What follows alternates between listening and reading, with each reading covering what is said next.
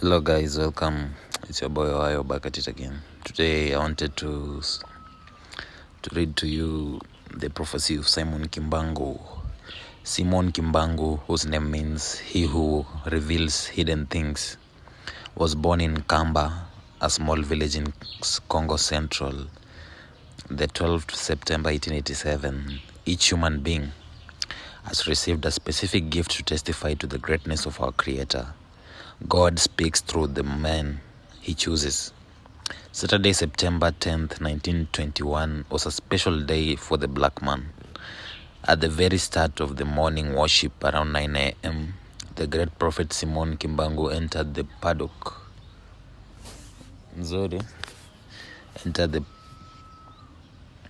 Where was I? Each human being has received a specific gift to testify to the greatness of our Creator. God speaks through the man he chooses. Saturday, September 10th, 1921 was a special day for the black man. At the very start of the morning worship around 9 a.m., the great prophet Simon Kimbangu entered the paddock enclosure. His face is grave, his gaze is sharp, and he addressed the crowd in these terms. My brothers, the Spirit has come to reveal to me that the time has come to surrender myself to the authorities. Hold this firmly. With my arrest, a terrible period of untold persecution will begin for myself and for so many people. We will have to stand firm, for the Spirit of our Almighty God will never forsake us. He has never abandoned anyone who trusts in Him. The government, in brackets colonial authorities, will impose a very long silence on my physical person, but they will never succeed in destroying the work that I have done, for it comes from our God the Father. Of course, my physical person will be subjected to humiliation and suffering, but my spiritual person will fight against the injustices sown by the people of the dark world who have come to colonize us. Because I was sent to free the Congo peoples and the world black race, the black man will become white and white man will become black, for the spiritual and moral foundation, as we know them today, will be deeply shaken. Wars will persist across the world. Congo will be free and Africa too. But decades following the liberation of Africa will be terrible and atrocious, because all the first rulers of the free Africa will work for the benefits of the whites. A great spiritual and material disorder will set in. The rulers of Africa will lead on the advice of the whites. Their respective population in murderous wars will kill each other. Misery will set in. Many young people will leave Africa in the hope of going to seek well-being in countries of the whites. They will speak all languages of the whites. Among them, many will be seduced by the material life of white people. Thus, they will fall prey to the whites. There will be a lot of mortality among them, and some will never see their parents again. It will take a long time for the black man to acquire spiritual maturity.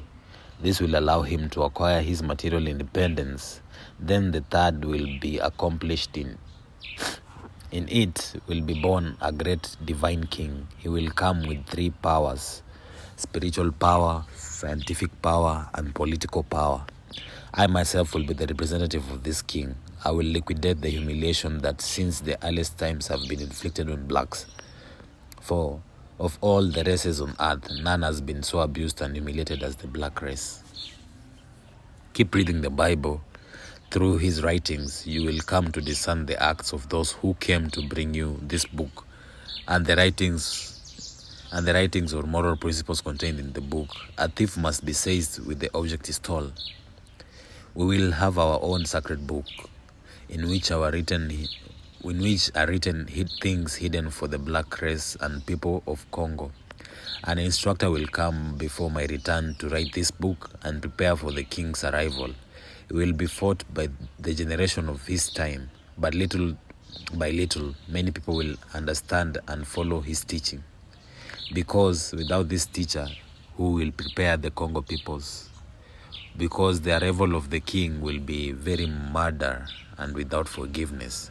So, the people of Congo must be educated before this event. You don't yet know what a spiritual war is. when the Congo peoples begin to break free, any country that dares to attack the Congo will be submerged underwater. You do not yet know the power of those who are sent by the Father Almighty. What is the use of a man to attack God if on the day of his death, even if he had a lot of material goods, he does not even have time to fix his finger? You don't know what your life is made of and why you live, because to exist physically is to appear as almost nothing. Why kill your neighbor and hope to stay alive, and for how long? God is not time nor space. He is in all and in all. The Congo generation will lose everything. It will be confused by perverse teachings and moral principles from the European world. She will no longer know the marital principles of her ancestors. She will ignore her mother tongue. So I urge you not to neglect or despise your maternal languages. You have to teach them to your children and to your grandchildren, because a time will come when the language of the wise will be forgotten. God the Father has given each human group a language which serves as a covenant of communication. Extracts from Prophecy of the Great Prophet Simon Kimbangu.